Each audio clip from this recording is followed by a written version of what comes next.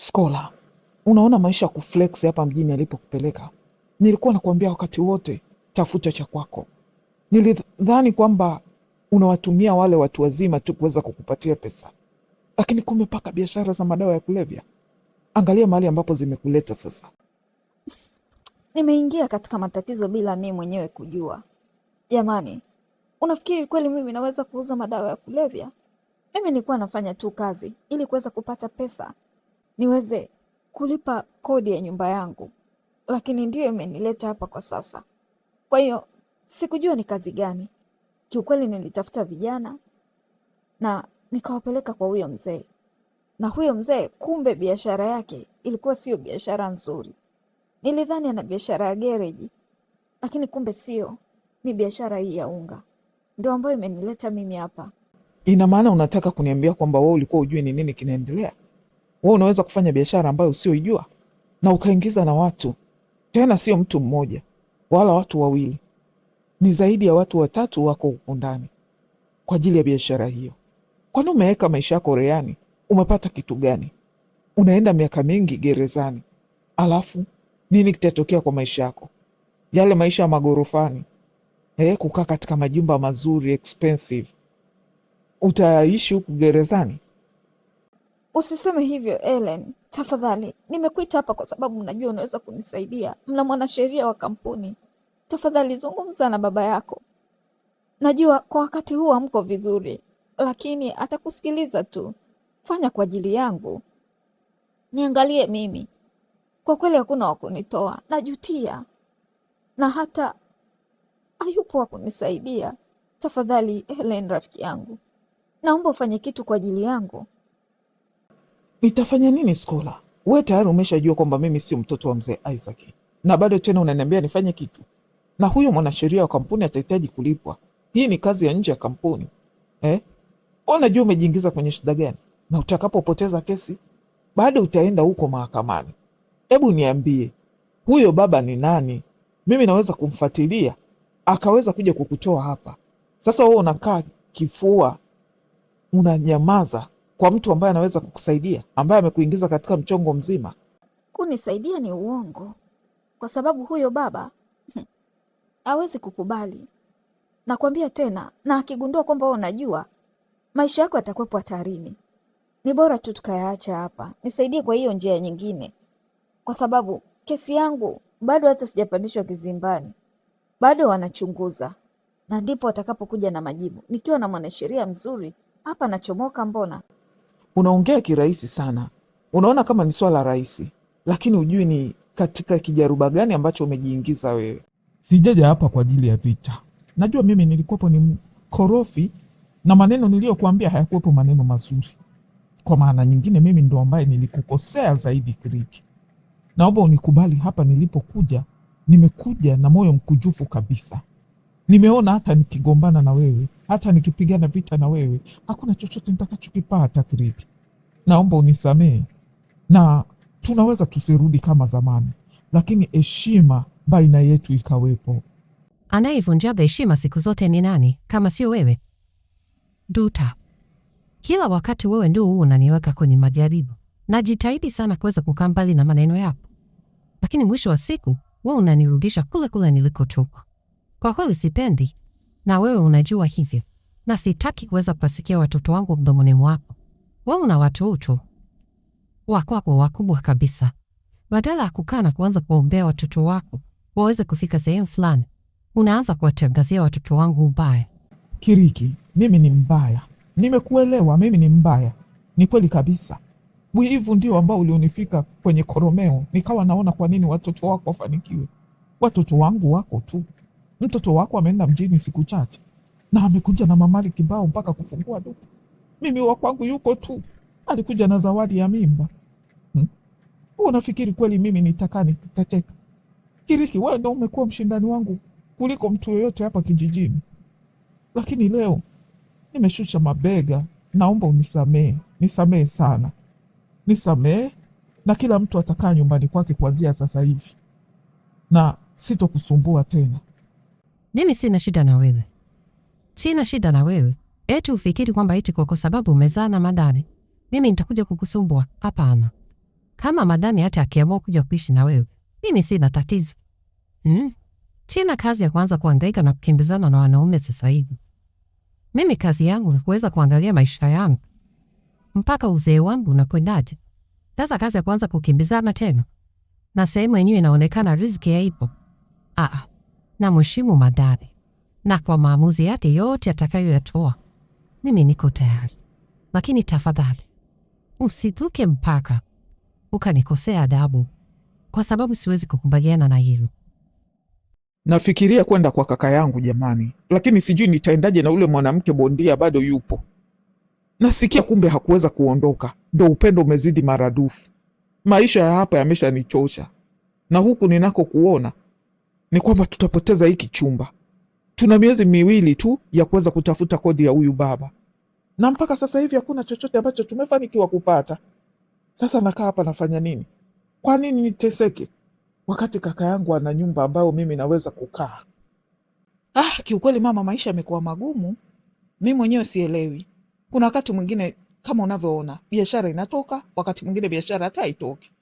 Mimi nilikwambia mama yangu tuhamie hata kwenye chumba cha giza. Sasa kwa kaka yako utaendaje? Tayari umeshayatia nanga, wewe na wifi yako wampatani, na pale mwanamke ndo ambaye anaweza kusema wewe utaenda kukaa kama nani? Mama, mtakuja kuuana. Ni bora tu tukatafuta hicho chumba cha giza, kitakuwa rahisi kidogo, angalau unaweza kulipa. Yaani wewe ndiye uliyesababisha hapa tulipo, unaniambia tena tukatafute chumba cha giza? Mimi wa kukaa katika chumba cha giza? Hiyo ni nini? Yaani nimetoka katika chumba kizuri kina mwanga nikatafute chumba ambacho hakina umeme, wakati ulikuwa una uwezo kabisa wa kuweza kupigana tukaweza kukaa maisha mazuri. Ashikuke, ulikuwa bado msichana mdogo na nyonga bado zinafanya kazi vizuri, na ukakataa kazi yenye pesa, ukaja ukajipambika mboga za majani, sijui tunyanya tu. Hizo ni mboga gani jamani? Ni vitu gani ambavyo unafanya? Angalia sasa mali tumefika. Tatizo lako mamangu, bado hujajua kwamba makosa ulikuwa unayafanya. Wewe ulikuwa unaangalia tu pesa ambazo tunazipata, lakini ulikuwa uangalii mbele. Mimi huko nitaishije mama? Mimi nikija kupata na maradhi, wewe tayari ushakuwa mtu mzima mamangu. Nani atakaye nisaidia mimi? Nitakuwa mgeni wa nani? Na ndio maana nikawa natafuta mtu ambaye mimi naweza kukaa akanitunza, angalau nikawa na mwenzangu. Lakini naye yule ambaye alinipenda kwa dhati, alinipa bahari ya moyo wake, alinipenda kwa mapenzi, mama ukamfukuza, kachukua mwanamke mwingine. Angalia namna ambavyo anavyompa mafanikio. Yale mafanikio yote yangekuwa yetu kama usingemdharau. Lakini sasa mama, biashara niliyokuwa nayo ndo hiyo, na hata hako kamtaji alinipa huyo mwanaume. Vipi Ramlitha, unajisikiaje baada ya kutangazwa kwamba wewe ni mtoto wa Isaac? Una mpango wa kuja kuishi na sisi nyumbani? Na je, ningependa kufahamu wewe na baba mmeongea vitu gani? Labda kuna chochote alichokuahidi? Kwa sababu kwa kweli kwa upande wetu mambo yanaonekana sio rahisi. Unaonekana sasa hivi wewe ndo umeshika ulingo. Niambie dadangu mpya, unaweza kuja nyumbani pale tukaishi wote, lakini ni lazima pia tujue hili swala la mzee, kwamba nani anamiliki nini. Josephat, umetumwa? Mimi naonekana kukaa kama familia yenu? Naonekana kama mtoto wa Isaac? Nyinyi ndo watoto wa Isaac? Aliwalea akawakubali. Mimi si nilitupwa? Mbona ujaja na nyimbo hiyo hiyo ya kwamba nilitupwa mtoni? Unajisikiaje kusikia babako ndo alitupa mtoto pamoja na huyo mwanamke aliyezaa naye, sijui mwanamke gani? Na kama unafikiri mimi niko hapa kwa sababu ya mali, ondoa hilo katika kichwa chako kidogo. Niko tayari kuweza kupambana kwa ajili ya mali zangu na sio mali za baba yako. Sije ukaniuliza ujinga. Yaani wewe ukapambana? Unafikiri hata ukupambane mpaka kiama kifike utakuja kupata mali kama alizokuwa nazo Isaac? Sikiza nikwambie wewe, acha kujidai kwamba wewe ni mtu ambaye unaweza kupigana katika haya maisha. Haihitaji utumie nguvu, unahitaji utumie akili, na tunakwambia sisi tuliotangulia. Wewe unaanza kujidai hapa utumie nguvu. Tayari ushafahamika kwamba wewe ni mtoto wa Isaac. Unataka kuanza kujidai kwamba utaki mali. Kuna mtu asiyetaka mali katika hii dunia? Mimi nimekuja kukuona, nikuulize una mpango gani? Kumbe ndio maana nyakati zote mmekuwa mkinipiga vita. Ndikuwa mnafikiri kwamba mimi niko hapa kwa sababu ya kuweza kupata mali za Isaac. Sasa kwa taarifa yako, mimi sio mmoja wenu, na siwezi kupambana kwa kitu ambacho sijawahi kukitolea jasho Naweza nisipate hizo mali kama za Isaac, lakini naweza kuwa na cha kwangu ambacho nitakuwa nacho. Jinsi ambavyo mlivyokuwa na Nongwa, sasa unanifuata tuje tupange eti namna gani ya kuweza kupata mali. Wewe baba yako yuko pale anapiga kazi, anahangaika usiku na mchana mpaka hapa alipofikia. Wewe umekaa hapo unaanza kusema kwamba namna kupata mali za babako. Hebu kuwa mtu mzima wewe, fanya kazi, wacha kutegemea cha mtu. Mzee mwenzangu, mimi hiyo posa nimeipokea tena kwa mikono miwili kabisa. Hawa mabinti hawa naweza nikaikataa hii posa na akabaki hapa kaniharibikia hapa nyumbani. Sasa kabla hajaharibika, mimi naona kama ameamua kumchagua huyu mzee, hiyo posa mimi nimeipokea kama baba wa familia. Alafu utajaribu kuweza kuongea na huyu mzee, uweze kumwambia kwamba na mimi nahitajika kutunzwa kwa sababu ni baba mkwe. Sio anamtunza mke wangu tu, anamtunza mke wangu na mtoto. Kwani anataka kuoa na mke wangu akafanya mke wa pili? Mzee Pembe, mimi nilichokileta tayari kimefika kama kilivyotakiwa kuweza kufika, na ninadhani hilo ni jambo la msingi kwamba posa yetu umekubali. Kuhusiana na wewe kutunzwa, hilo linatoka ndani ya mtu ambaye anayefanya kwa vitendo. Sawa kwamba pale anatumia pesa, inabidi aweze kujitathmini vizuri. Kwa hiyo mimi hayo nitawaachia nii kama familia. Kazi yangu ni hii, ilikuwa kuweza kuleta posa ambayo tayari imeshaikubali. Sawa bwana, kama utaki kuweza kumuhusia, nilizani unaweza kumfunda kidogo, kumweleza kwamba hata baba mkwe naye anahitaji kuweza kutunzwa vizuri. Lakini kama hilo hautoweza kulifanya, basi itabidi niweze kulifanya mwenyewe. Hilo halina shida kabisa, tuachane nalo. Sasa mimi nikuulize, niulize kwamba huyo kijana, sio kijana yule, ni mtu mzima mwenzetu, sema tu ameweza kuwa na vidukaduka. Sasa nilitaka kuuliza, una uhakika pale binti yangu hatakufa na njaa? Kuna mali za kutosha?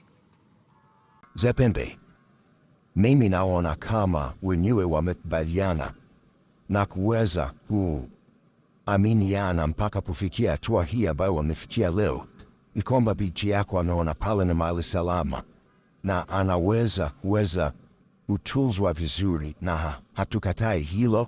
Unamwona binti yako namna ambavyo anavyomeremeta katika duka ambalo amefunguliwa na mpenzi wake ambaye hata bado hajawa mume wake. Hilo ni jambo la kushukuru. Ni watu wangapi wanafanya hivyo kwa wake zao? Ina maana bado hujaenda kazini? Helen, unataka kuniambia kwamba wewe umeacha kazi? Maanake tokea jana na kuona huku nyumbani. Sasa unakaa nyumbani unafanya nini? Baba yako na mwenzako wako huko wanapambana. Huu ndio wakati ulikuwa kujiweka karibu na Isaac. Wewe unajidai kwamba eti umekasirika. Una makasiriko gani baba yako mganga wewe? Mtoto wa mganga? Mama, nimekuambia sitaki kusikia hilo neno. Na huyo mganga nililala naye mimi, ulilala naye wewe mama?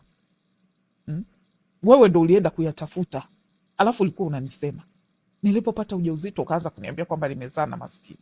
Mama, wewe uliyelala na mganga na kuweza kunizaa mimi, nani mwenye makosa zaidi? Ulikuwa uoni boriti liloko kwenye jicho lako, unakuja kutoa kibanzi kilichoko kwenye jicho langu? Mama, hebu niache. Kazini siendi mpaka pale nitakapoamua mimi. Kwanza wewe hata sijui unakasirika kitu gani. Kwani ni uongo? Wewe huyo mtoto uliyebeba baba yake anajiweza? Angekuwa anajiweza tungeweza kumuona hapa na matashtiti. Alafu wewe unasema kwamba mimi ndo nilienda kulala na mganga. Si afadhali nililala na mganga nikakuleta katika jumba kubwa kama hili? Sasa hivi ungekuwa umekaa kwenye kiota huko, hata kama labda unaagua na baba yako. Unatakiwa uniheshimu wewe mtoto. Ningekuambia sasa ungefanya kitu gani? Ungeweza kwenda kumpa ule mganga utajiri aliokuwa nao Isaac? Wewe mtoto usije ukanipanda kichwani, mimi ni mama yako. Nimetangulia kuliona jua. Na mimi nilichukia ulivyopata ujauzito kwa sababu ulipita katika njia ambazo mimi sikutaka kupita. Sasa mama, kama unafikiri kwamba mimi nitakupigania wewe, sasa hivi hapana. Mama, kila mtu atabeba msalaba wake. Unajisifia hujajua Isaac ana mpango gani. Na kama mama yangu nafikiri kwamba hapa utakuwa umepata kila kitu, angalia usipoteze kila kitu. Ni bora mimi najua baba yangu hana chochote, lakini kuliko anayejua babake ana kila kitu lakini na kukipata hawezi kukipata. Hiyo imekaaje mamangu?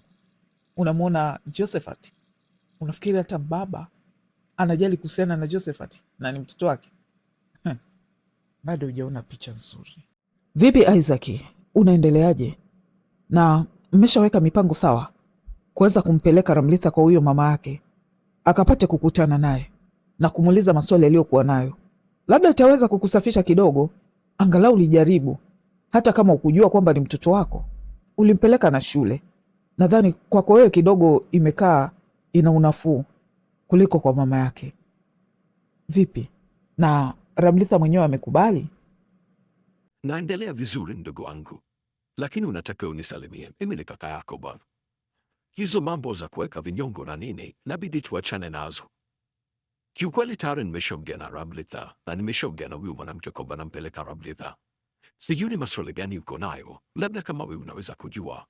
Na I hope siku moja katika moyo wake ataweza kunisamehe. Najua amepitia mengi mbele ya macho yangu, na pia wakati mwingine ambao nilikuwa sipo. Ni kweli Isaac amepitia mambo mengi sana, lakini angalau unamwambiaga kama asingepitia hayo mambo, labda asingekuwa Ramlitha ambaye tunamjua sisi. Labda angekuwa ni mtu wa tofauti, na labda angekuwa hafocus na maisha yake kama anavyofocus sasa hivi. Lakini najua haya yataisha kwako. Nisamehe kakangu, na mimi pia najaribu kuweza kujifunza taratibu taratibu namna kuweza kukuita kaka, namna kuweza kukusalimia. Unajua sio rahisi kama unavyofikiria, lakini angalau. Nashukuru kwa kujaribu, Cheryl. Nisamehe sana. Hata wewe pia nilikupitisha katika sehemu ambapo sikustahili kukupitisha. Itakiwa kukujali, hasa ukizingatia wewe ndiye dada pekee ambaye niko naye. Nilifanya kitu kibaya, lakini najutia na natamani ningeweza kurejesha hizo nyakati nyuma, lakini kibaya zaidi siwezi kuzirejesha tena. Ni kama vile tayari zimepita. Lakini pia usijali, kila kitu nadhani uko mbeleni kitakaa sawa, na kila kitu kitaenda kama kilivyopangwa, na natumai Ramlitha naye atanisamehe. Ungependa labda niweze kukusindikiza kwa huyo mwanamke, ama utaenda tu wewe na Ramlitha? Yeye amesemaje? Kwa sababu hata anaogopa kuweza kumuuliza. Haina ulazima Cheryl, mimi na Ramlitha tutaenda tu, kwa sababu haya mambo yananihusu mimi na Ramlitha. Tutaenda tu wawili, naye mwenyewe anataka tuende wawili. Wewe ni mkubwa Maria, inabidi ukae na mwenzako pia uweze kumwambia Malimbuko, mweze kujipanga na kuweza kuongea na yule baba. Hapa unajua ni kwa mama yake. Aliweza kunipatia mimi tu baada ya kuwa na nyinyi niweze kuishi, lakini hajawahi kunihakikishia kama ni nyumbani kwangu.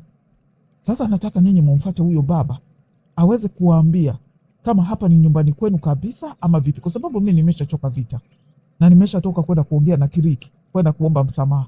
Sitaki kabisa kujiingiza kwenye haya makonzi tena.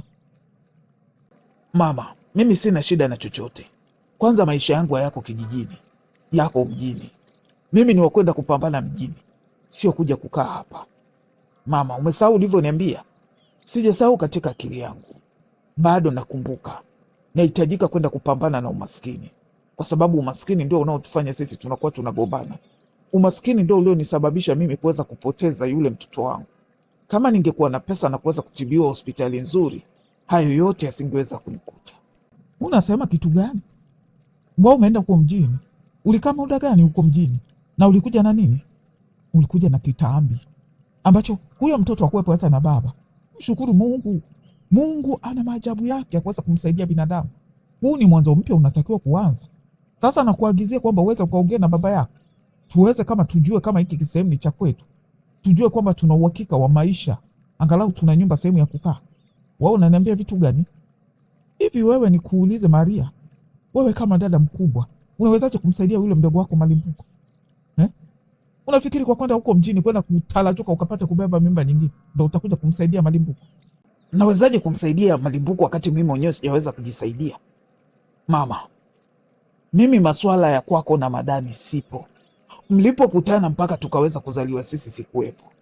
Na kama hakuweza kutufahamu tukiwa wadogo na kumfahamu yeye kama baba yetu tukiwa wadogo, hatutuweza kumfahamu tukiwa watu wazima. Yeye ni jukumu lake yeye kuweza kujua watoto wake wanaishije. kama hata hilo hakuweza kuliona, mimi ni nani nikaanza kumuuliza maswali? Siwezi mama. Yaani mimi nimekaa hapa Malimbuko, niko na mwaza mama yangu. Huko nyumbani kuna mtiti mwingine unataka kuja. Mama yangu alikuwa na mtoto. Huyo mtoto nasikia mtoto wa tajiri mwenzangu. Kuna dada ambaye mtoto wa tajiri.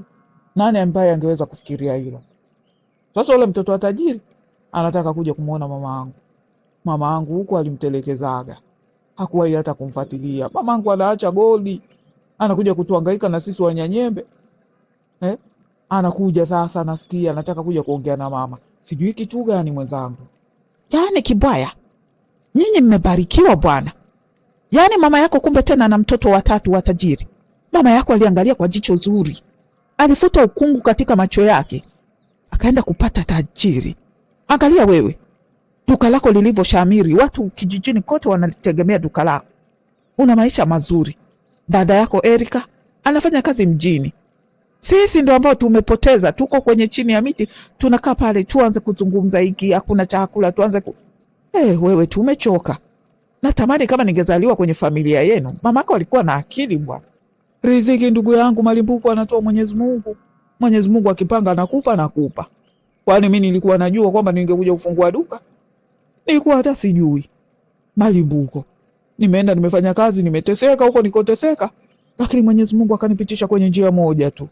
Akaniambia kwamba huku ndiko utakapopitia mwanangu, na ndiko nikopita. Nilisimama kidete mpaka nikapata pesa. Nikasema huko kijijini ninakokwenda siendi bure. Rafiki yangu huyo dada yangu ninavyomsubiri. Yaani afadhali na wewe Kibwaya, ukipata usinisahau Kibwaya. Kumbuka mimi ni rafiki yako, tumekaa tunazungumza kila kitu katika maisha yetu. Kibwaya, usiniache. Dada yangu mwenyewe alikuwa amejipanga arudi huko mjini, akapate kupambana na maisha. Wale waliotaka kumsaidia eti wamepata matatizo. Dada yangu sinabidi tena akae kijijini hapa. Na yeye na mama kila siku ni vita. Kwa sababu mama anatulazimisha eti tuje kwa baba yako, tuje tudai haki zetu. Sasa mnasubiri nini? Si mkadai. Unajua mama yako anapenda kulazimisha vitu ambavyo vinaonekana kabisa haviwezi kupatika msaada. Njoeni mdai. Babangu huyu. Nakwambia madani tena hana chochote. Hana chochote nakwambia, mifuko mikavu. Labda hawagaieni mashati ya urithi. Yale makubwa. Njoo. Labda mama yenu ana kitu ambacho amekiona, sisi ambacho hatukioni. Yale mashati yanayovaa makubwa yameelea kama vile bahari isiyokuwa na mwisho. Kibwaya, mimi sina muda wa kupoteza. Yaani hapa naangalia tu ni wapi ambapo nitakapotokea. Mimi muda wa kuanza kupigana vita ambavyo mimi sina hata nguvu za kupigana. Siwezi. Nimechoka jamani. Nimechoka kupita maelezo makacheche. Sielewi. Mimi naona kabisa yani ni kama nimefika mwisho wa akili zangu katika hii kazi hata ninayoifanya. Hakuna washikaji wengine ambao unafahamiana nao ambao wanafanya kazi angalau kidogo nyepesi ndugu yangu. Kwa sababu huku tunakazana. Tunajitoa kupita maelezo. Lakini pesa tutakayopata tukishakula, hakuna kitu kingine kinachobakia. Labda kapesa kadogo sana. Oscar, angalau unapata hicho kidogo cha halali. Unaona wenzako wako gerezani. Nani ambaye anaweza kuwatoa kule walipo? Hayupo. Wao wenyewe hawajui hata kesho yao ikoje. Usiruhusu tamaa zikaweza kukutawala, kwa sababu zitakufikisha sehemu ambayo rafiki yangu hutonyua umefika katika hiyo sehemu. Ikweli sote tunauchukia umaskini, tunatamani kuweza kupata maisha mazuri, lakini njia tunazotumia ni zipi? Kuna wakati mwingine nafikiria hata kuweza kuingia katika masuala ya kilimo. Nikalime vitikiti ama vitunguu, kwa sababu nimesikia ni vitu ambavyo vinalipa sana na havichukui muda mrefu sana. Lakini najiuliza, huo mtaji nitapata wapi? Kwa sababu nahitajika niweze kuwa na shamba, niweze kuwa na mbolea, niweze kuwa na vitu ambavyo vitaweza kufanya ama kurutubisha huo mmea ukawa na afya, ukanizalia matunda ambayo yenye afya. Sikatai Oscar, lakini hicho unachokizungumzia pia sio kirahisi. Unaweza kuona ni rahisi watu wakiwa wanaongea, kilimo cha maongezi. Lakini kukiingia kwenye hicho kilimo wewe mwenyewe, shati linaweza likawa kubwa, ukawa kama mwiba. Watu wakakutazama wakashindwa kuelewa kama wewe stahili ambaye tuliyenzoea. Kila kitu ni hatua, rafiki yangu. Huwezi kuvipata vyote kwa wakati mmoja. Hebu tuliza akili yako. Hata kama unataka kwenda kwenye kilimo, ujifanyie maamuzi ambayo ni sahihi. Natumaini uko tayari mwanangu, kwa yote unaotaka kufahamu. Ndiyo, nipo tayari kuujua ukweli wa kwa nini wazazi wangu hawakunipenda.